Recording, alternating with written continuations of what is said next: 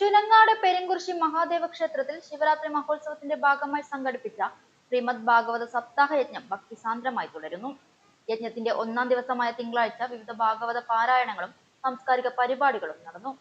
ശരണയുഗം പവനപുരേശാരാധാകൃഷ്ണ ശരണം മേ തവ ശരണയുഗം ശരണം മേ തവ ശരണയുഗം ശരണം മേ തവ ശരണയുഗം.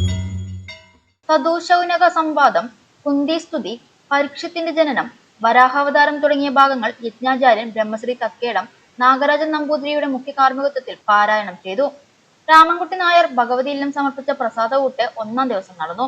വൈകുന്നേരം ശിവഗംഗ മനക്കൽപ്പടിയുടെ അവതരണത്തിൽ ഗോപികാ നൃത്തം അരങ്ങേറി. തുടർന്ന് പെരുങ്കുറിശി ശിവഭക്തി ഭജന സംഘത്തിന്റെ ഭജനയും വിവിധ ഗ്രൂപ്പുകൾ അവതരിപ്പിച്ച തിരുവാതിരക്കളി, കൈകൊട്ടിക്കളി എന്നിവയും നടന്നു.